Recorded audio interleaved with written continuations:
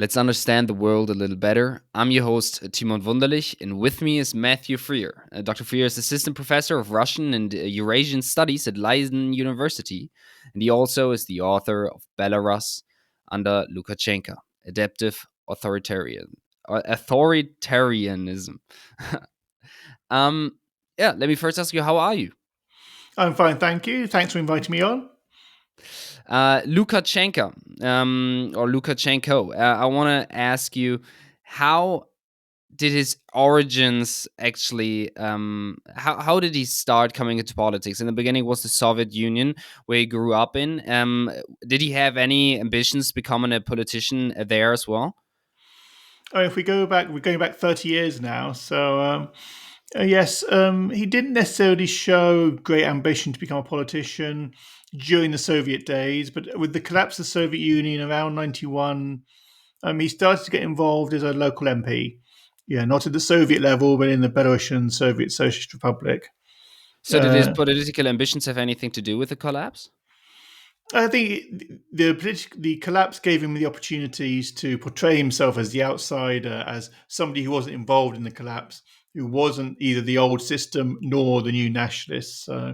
He found a way to, make his appeal as a populist to people. I'm not like the past. Things are going badly now with the collapse.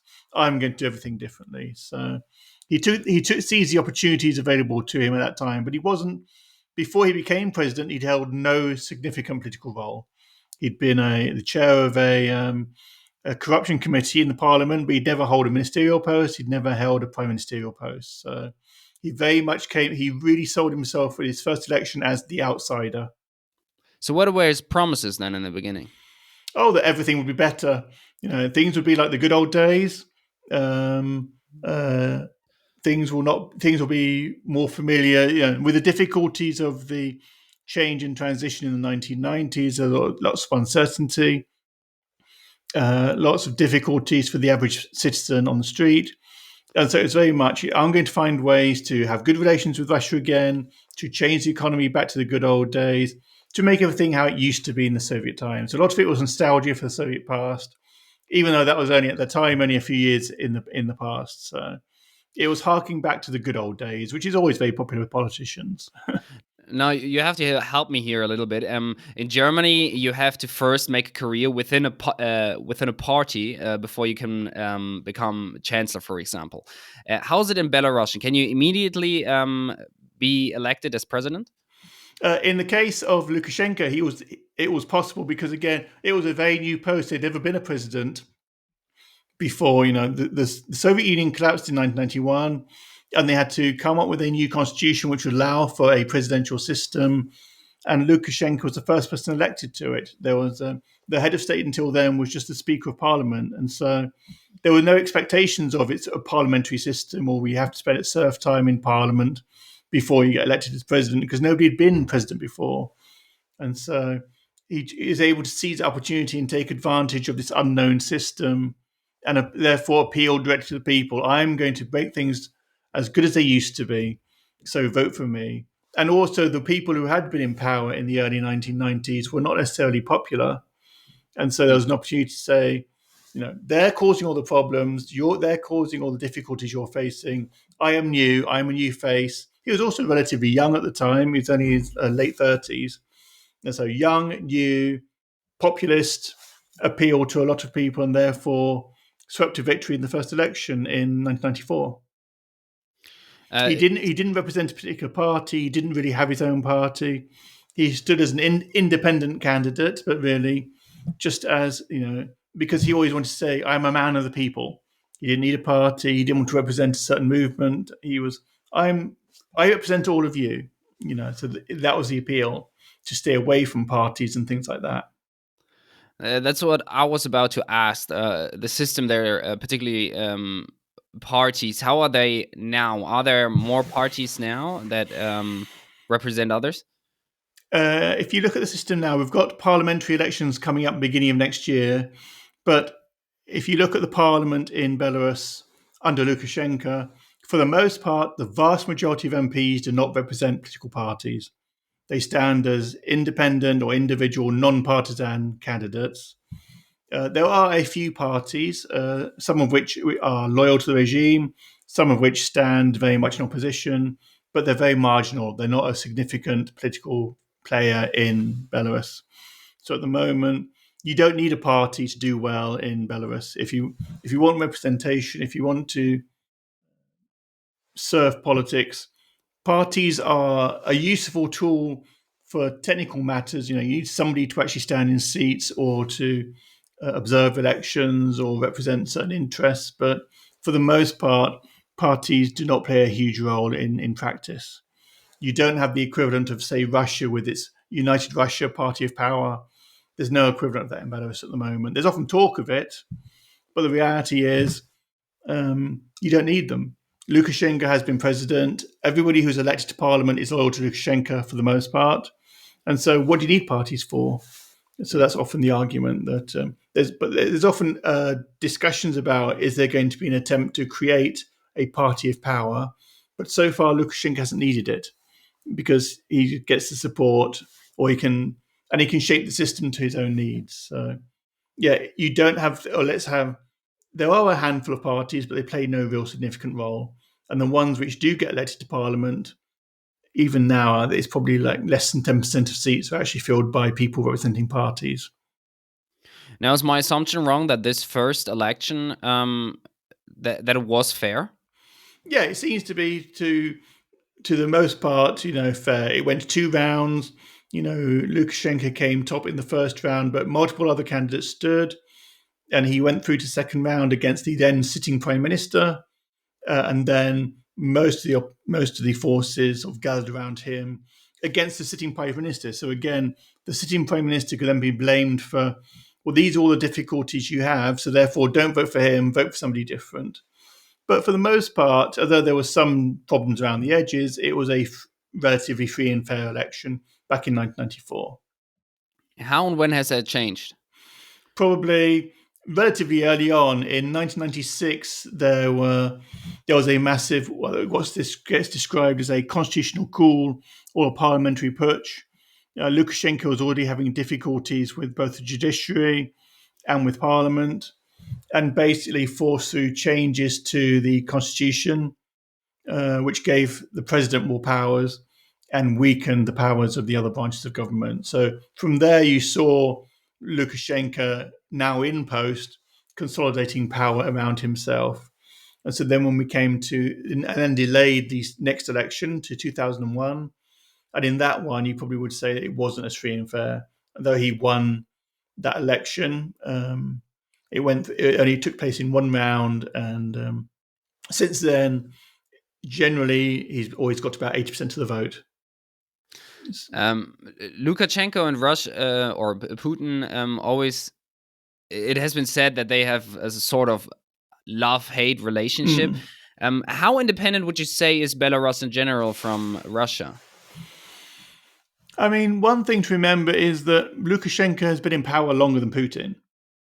Putin has been prime minister or president since 1999. So Lukashenko has a 5-year head start of experience and expertise.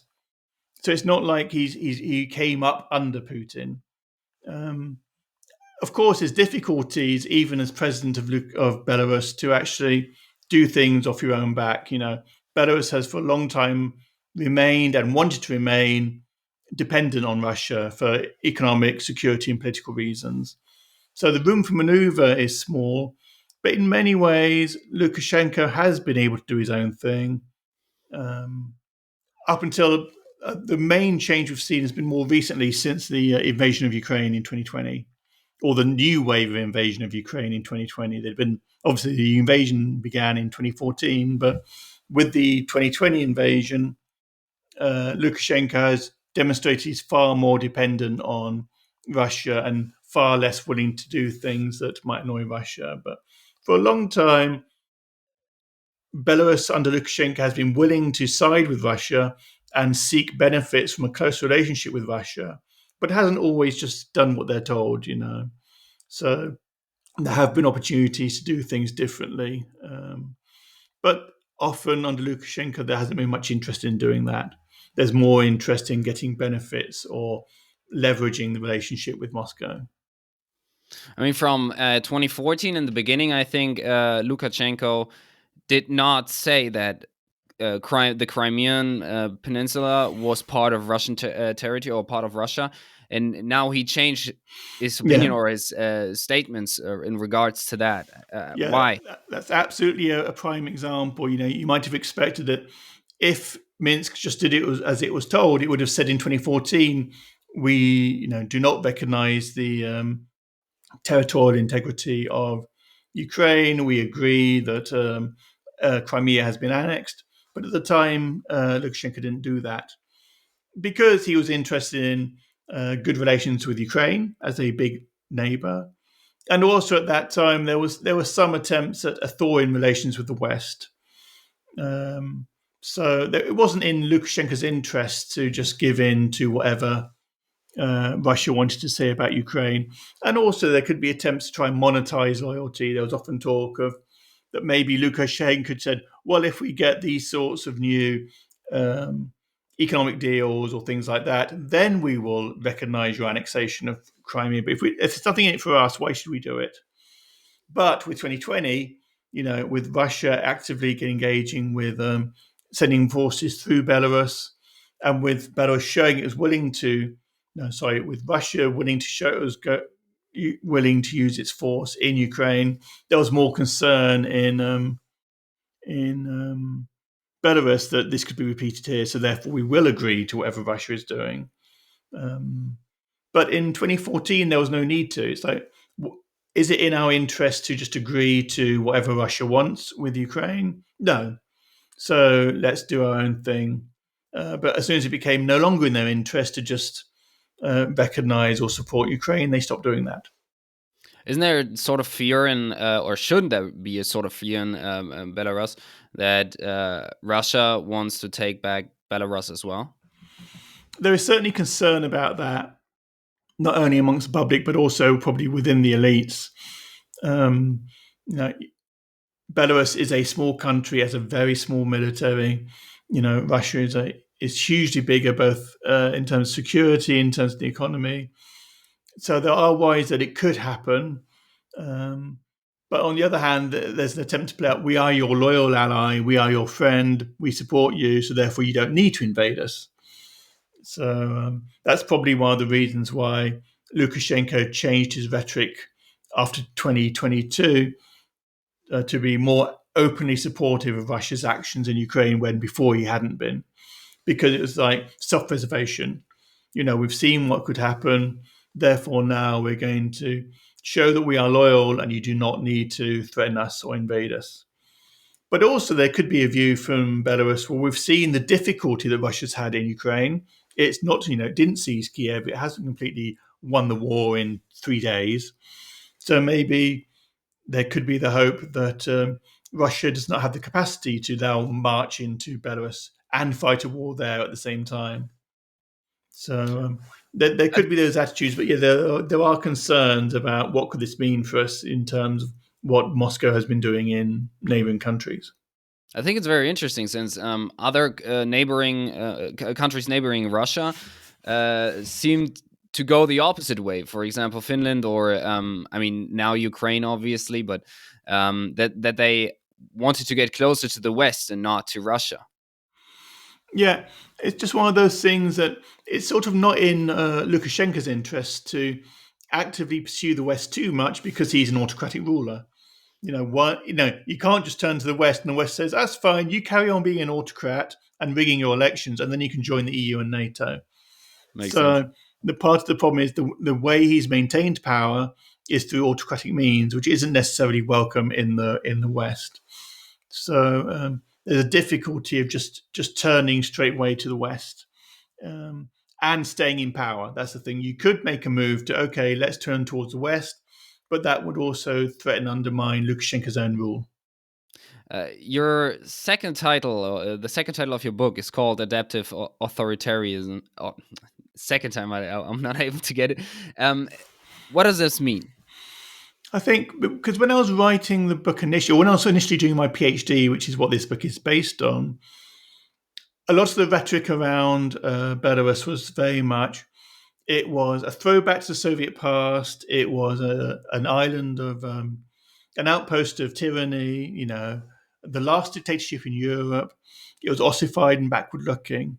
And I just found that when you were looking at what was actually happening in Belarus, the Lukashenko which came to power in 1994 was different to the Lukashenko in 2004 and different to the Lukashenko and his regime in 2014. He'd stayed in power, but he hadn't just stayed the same person who'd been in power in 1994. He'd adapted and changed to maintain support both with the public and with the elites. In So what he way? wasn't, the thing which got him to power and won him his victory in 1994 wouldn't work again 20 years later. But he'd been able to adapt to then find ways to stay in power and maintain support. Adapt in what way? For example, in 1994, everything was about close relations with Russia, the good old days of the Soviet Union, nostalgia for the past. And that worked in 1994. The Soviet Union was only a few years in the past. People remembered that in a good way. But once we get to, say, 2014, that was not going to appeal anymore. People had got used to having more of a Western-style economy or liberal economy. People had got used to being in an independent country, so didn't just want to be subsumed by Russia or rebuilding the Soviet Union. So therefore, the regime had to adapt to talk about the sovereignty of an independent Belarus or good relations with the West and with Russia and with China. So you used a different rhetoric and a different way of speaking to appeal to people in 2014 because it was 20 years later and the world had changed and Belarus had changed. So that's how things adapted. And the same in terms of who do you rely on to keep you in power? Is it all just, you never really needed a party, as we said, at the end of the 80s and the early 1990s, it was merging from one party rule with the Communist Party of the Soviet Union. Early on, Lukashenko had come up with some of his colleagues from the area he'd grown up in. He then worked with some people from the security services and the military, but he didn't just rely on them. Sometimes it was going to be with technocrats or with growing business interests, which had been ignored in the 1990s, but then embraced and worked with in the 2000s. Maybe we can see it in that. What were, since his first election, the major decisions or some major decisions and policies that he has made? I mean, one of the big ones has always been talking about, close relations with Russia. He always talked about he would be the one to build good relations with Russia. And technically, in the 1990s, signing agreements with Yeltsin at the time to create a new union state of Russia and Belarus. Now, in practice, that has never really amounted to very much. Technically, it exists on paper. But, the other thing is Lukashenko still wants to be president of a country. He doesn't want to be the junior partner in a union state of Russia and Belarus. There was talk in the late 90s that maybe his hope he would end up being the president of Russia and Belarus. Now, that never happened, but his interest is to stay in power. And so in order to secure good deals or good agreements with Moscow, he was willing to go along with their demands for a union state. Because also in the 2000s onwards, there has been talk about taking part in closer integration with the EU. They've always ignored NATO, but there's interest in integration with the EU for technical and economic matters, but not democracy and rights. That is seen as a domestic area which the EU should ignore, but interests in expanding and diversifying economic partnerships. And so those are big things. But then after that, it's been mainly, increasingly consolidating power in the hands of the presidency. In the early 1990s, with the creation of the first independent Belarusian political system, it had everything you'd expect, a judiciary, a parliament, a presidency. And over the decades that Lukashenko has been in power, he has slowly moved more and more of the power into the hands of the presidency, and in particular him as president. There has never been another president. Nobody else has ever been president of independent Belarus. So everything is about him. And as he now has moved closer again to Russia, at some point he was called or named not a peacemaker but a diplomat in a way between the fronts. And is that still true? Can that still be true now that he is even said that Crimea should be part of, or is actually part of Russia? Yeah, with the initial invasion of Ukraine, with the annexation of Crimea back in 2014, in many ways it worked to Lukashenko's advantage because he sold himself as the mediator. You know, the Minsk Accords were hosted in Minsk, and said, "Well, no, I am not. I'm going to be there to talk to the West, talk to Russia, and represent and balance what's going on." And Ukraine was interested in working with Lukashenko as a mediator at that point. He was seen as, okay, he's somebody who is going to be able to talk to all sides. That has all gone now since 2022 and the renewed invasion via Belarus. Any attempts for Belarus to get involved as a neutral mediator, Ukraine is not going to accept that, and nor is the West. You know, the West has also been imposing sanctions on Belarus as well as Russia for their involvement in the invasion. So, though Belarusian armed forces have not invaded Ukraine, the fact that Belarusian territory has been used to mount the attacks of the past 18 months has meant that Ukraine is not interested in seeing Belarus as a mediator anymore. And the West is no longer willing to involve Lukashenko in any sort of future agreement. So that's gone away. But that's an opportunity lost. It was useful for Lukashenko, say in 2014, to set himself as a mediator. But now that's gone away.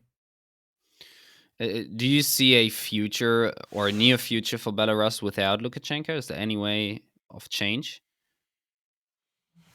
Again, I think in some ways, you know, in after the re-election in inverted commas, the re-election of Lukashenko back in 2020, and facing down the massive street protests against him, um, one of the results of that, he's had to rely a lot more on Russia. And so, although he faced a lot of pressure domestically and on the streets in 2020, ultimately Russia was willing to back him. But it's also made him even more dependent than ever on Russia. So it's going to be very difficult for uh, domestic forces within Belarus to ease him out. It's far more likely that maybe if Moscow was fed up with him, that they could help push him out. There's often talk of some sort of Russian-backed revolution to oust Lukashenko as a possibility. But as long as he keeps being loyal and not causing problems, Moscow will tolerate him as a loyal partner. But I think the chances of, although I thought the chances of him perhaps being ousted were stronger after the protests of 2020, I think Russia's invasion of Ukraine in 2022 in some ways actually helped bolster his ability to stay in power, because domestically people are concerned, could this be repeated in Belarus?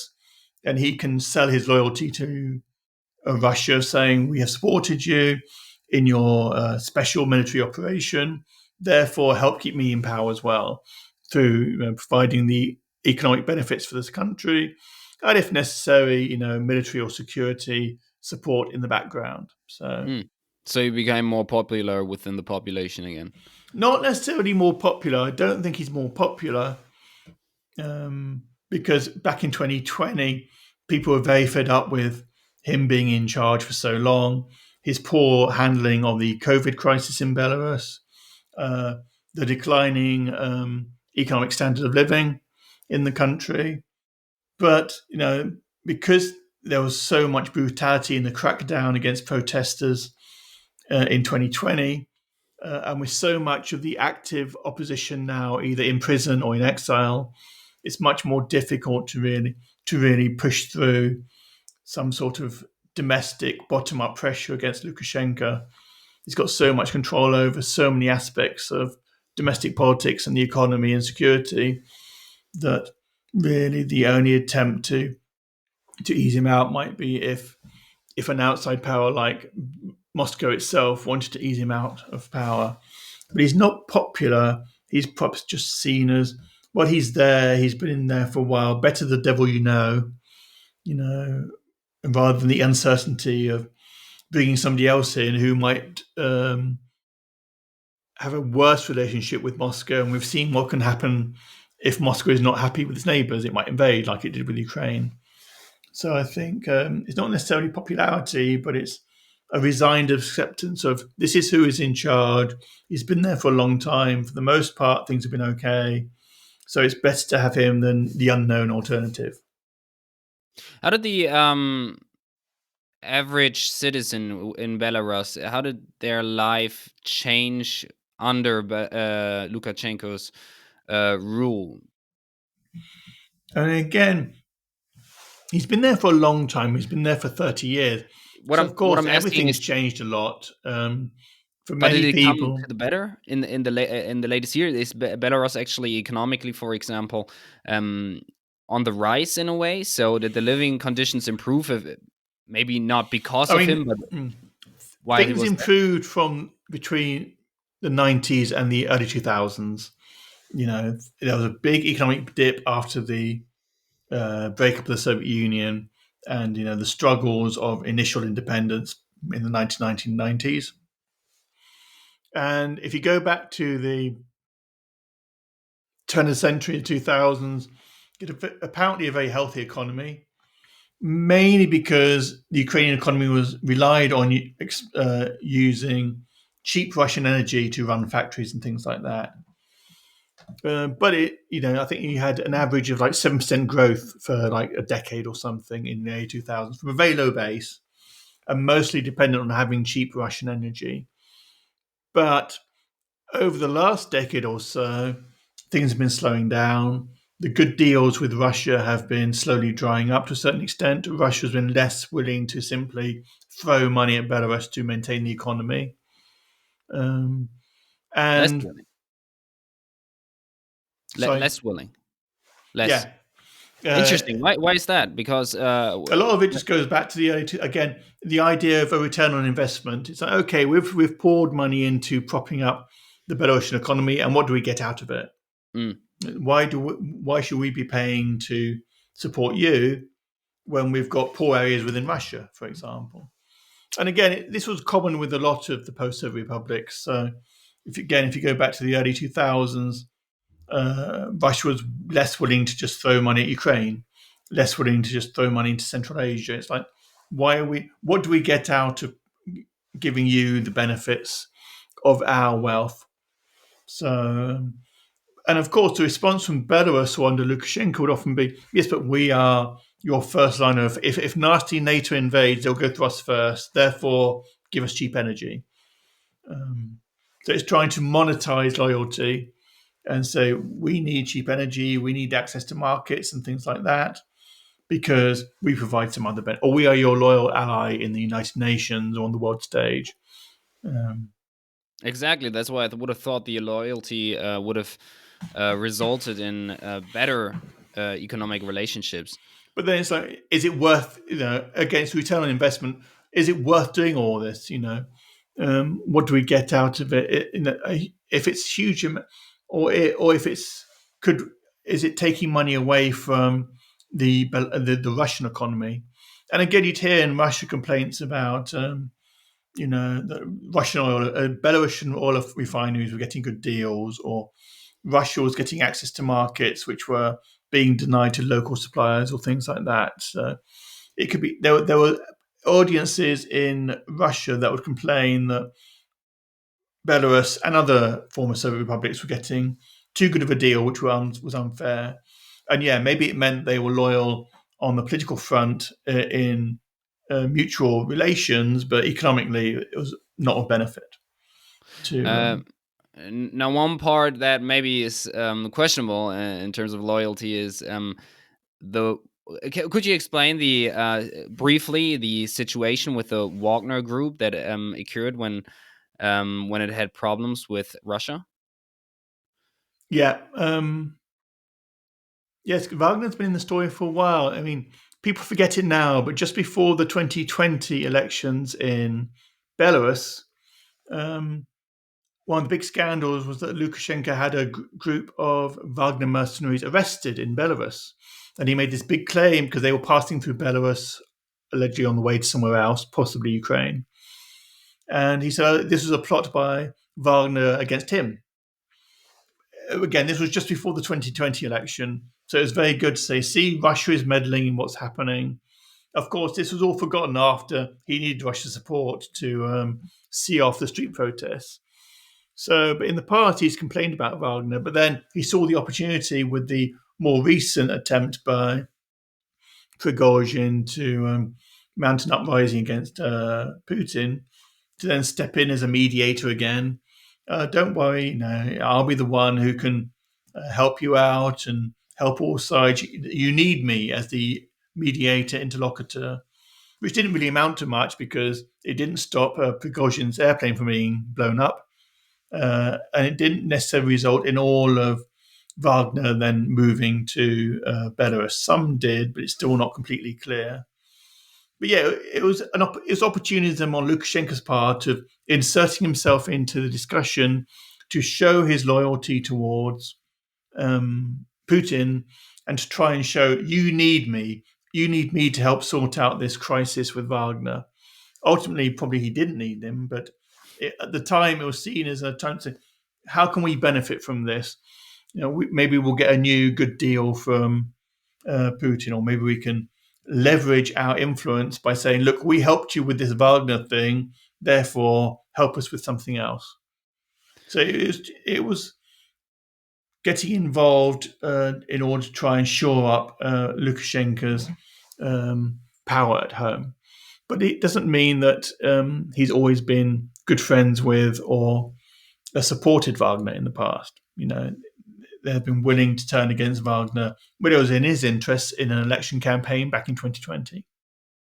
That's something that I never really understood. I have to be honest. That how is it in Putin's interest, or why would Putin like Lukashenko to give, I'd say, refuge to Prigozhin?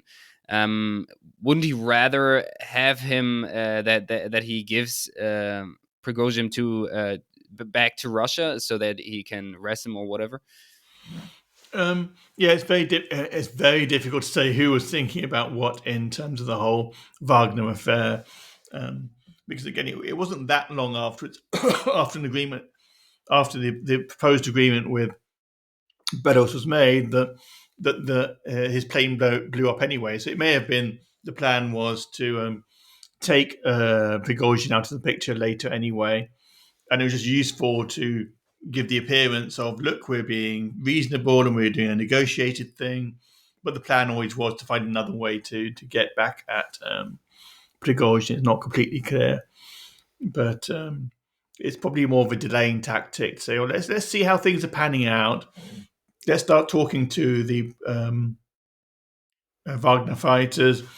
Let's just make sure that we can sort things out on the ground and get loyalty from different groups within it, and then we'll decide what to do about Prigozhin in the longer term. So now we got before we get into some a little bit different topics. I want to first ask you: is there anything that I should have asked you that I didn't, or anything else you want to add?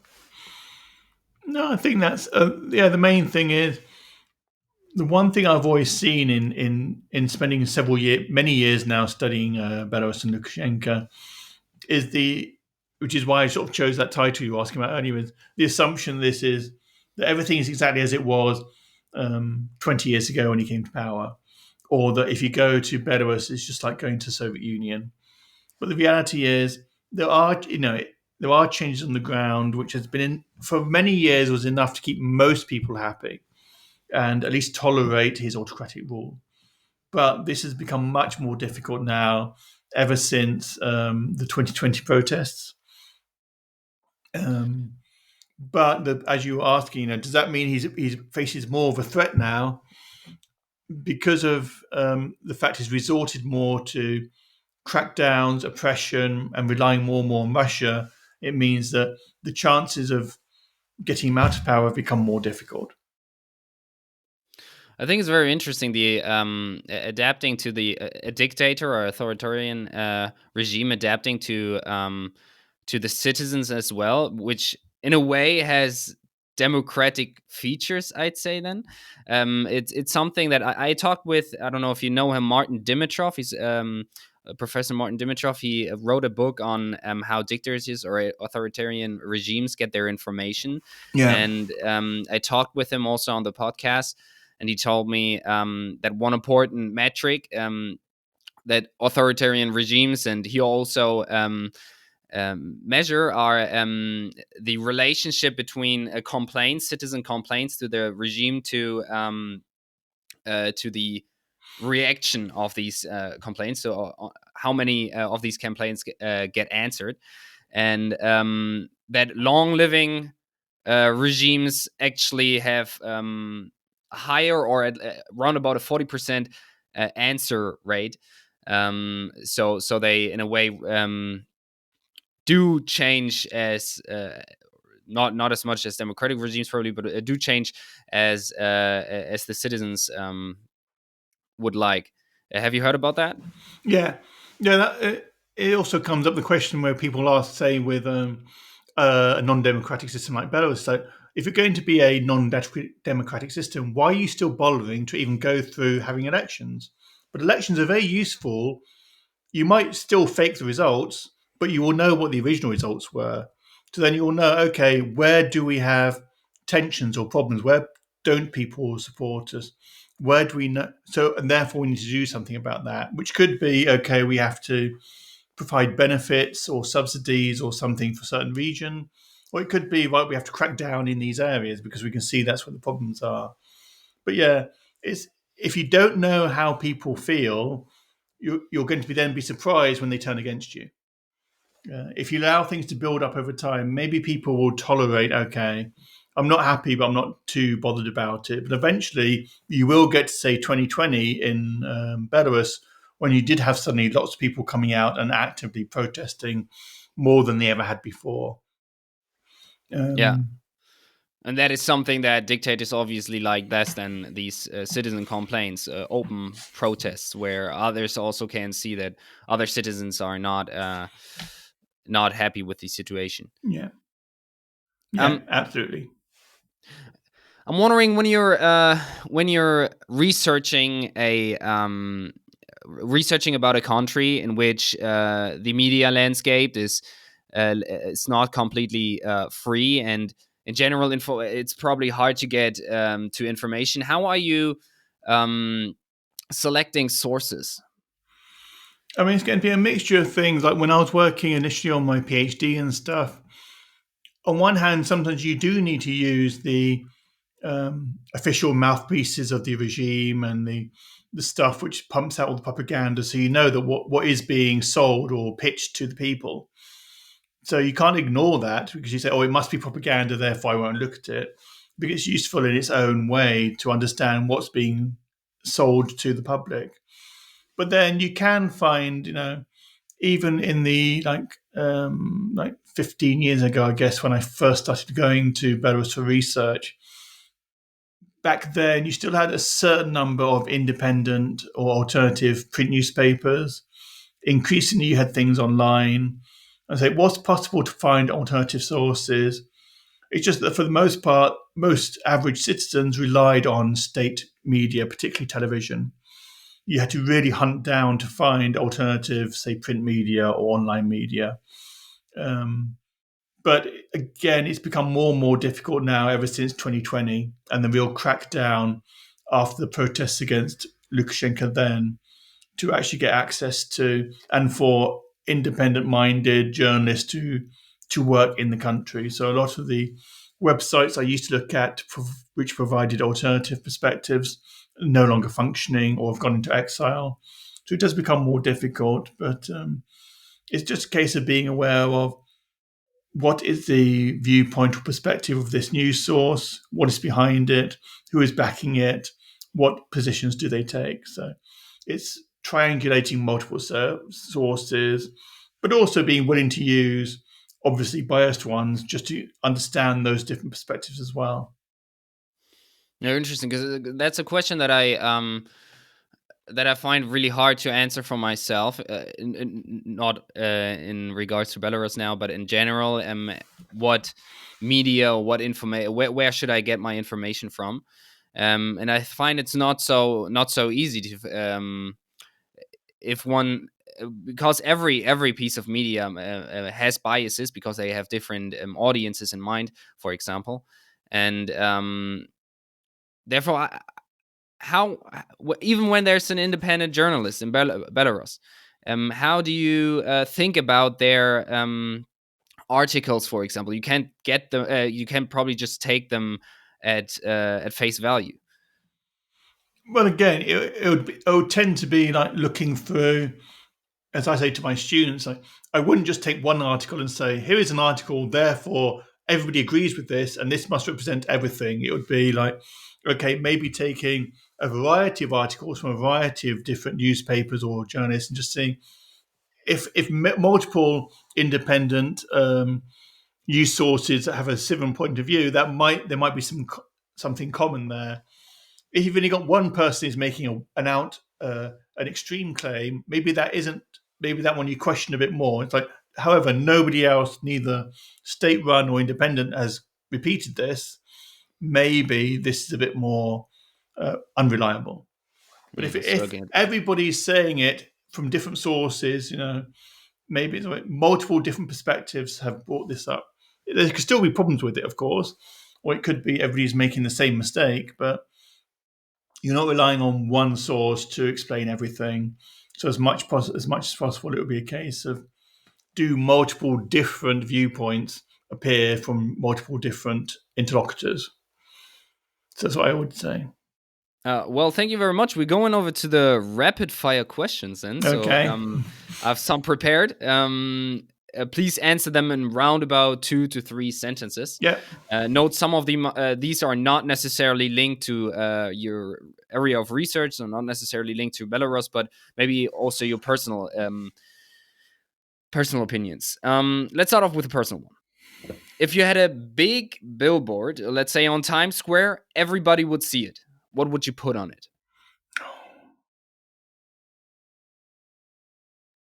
Or right. It's a difficult one. You can think for a little. That's fine. My gut instinct is just to say Slava Ukraini. I've lived a long time in Ukraine. I'm very supportive of Ukraine, so I just want to be, glory to Ukraine. Reminding people that there are still things happening there. It's already slipping down the international attention. So it's just a reminder of Ukraine that there's things still going on there, even if it's no longer the front page headlines anymore. So something about that, something which is a reminder of like things are still happening in Ukraine. It still needs attention. Do you have a favorite quote? The one I always remember, I suppose, would be from Bulgakov, from Master and Margarita, the great Soviet novel. Um, uh, Manuscripts do not burn. Rukopisy ne горят, as they say in Russian. So it's a famous one about you can do you can burn books, you can get rid of things, but the memories will always exist. So I always like that one. What would you have liked to known when you were 20? Gosh, where was I? When I was 20, let's see, I think I was living in Russia. I think it was on my first visit to Russia. Yeah, I suppose when I was 20, I probably would have thought I should have bought more stuff. I should have bought property in Moscow. I bet I could have afforded something back in 30 years ago, and then know when to sell it before the invasion and things like that. But yeah, I suppose it's what else would have been good at 20 to know? Oh yeah, also I suppose I would have said, don't worry about your 20s. You really settle down into things in your 30s is what I think. So we often think, oh, you have to get everything right. You must be completely prepared and have your life sorted out in your 20s. But I don't think I had. And I think I really settled down more and got into things in my 30s or more. And then I was really comfortable about stuff. And the 20s, you experience things and then you can settle down into things in the 30s. So it's what, be patient. And don't worry if you haven't got everything agreed or sorted out in your 20s. It might take longer. What's your newest, biggest insight? My newest, biggest insight. Gosh. That's I don't know. At the moment, it's election day today here in the Netherlands, so I keep finding myself thinking about Dutch politics, but there's no really good insights in that. So,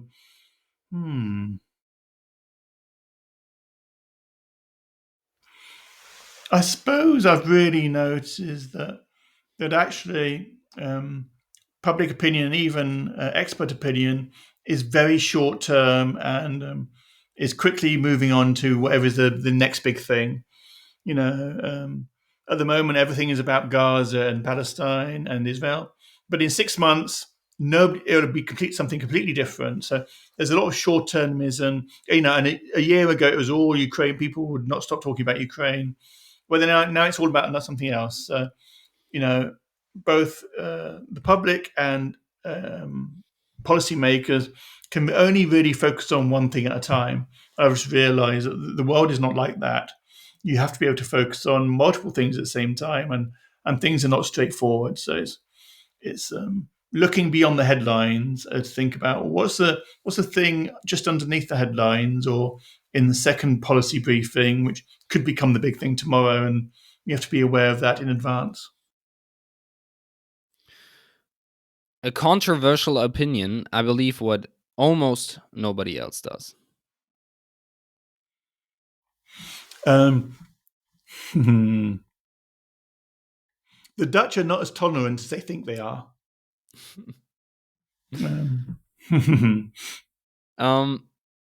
What do you see as the biggest problem in Belarus today? Lukashenko. Lukashenko. Yeah,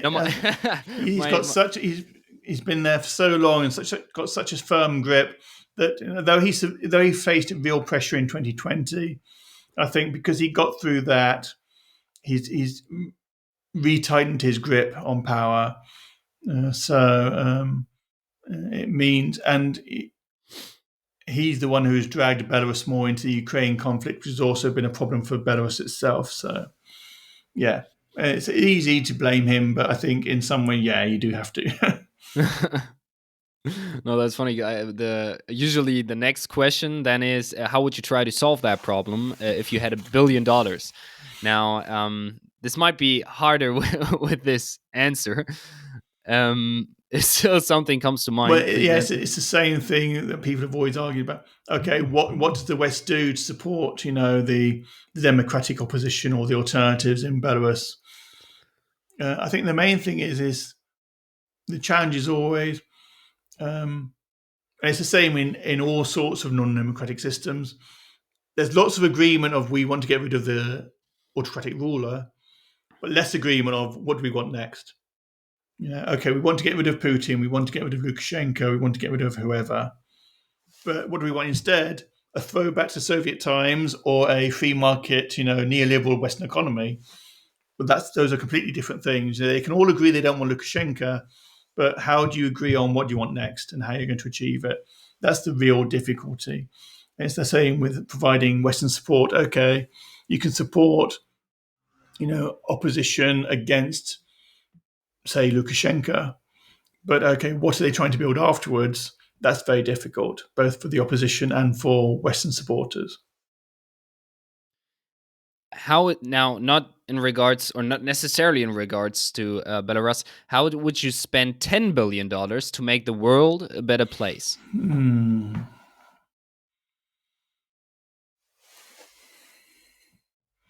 To make the world a better place, I suppose it's a cliched one, but I think if we're looking at the longer term and globally, we have to do.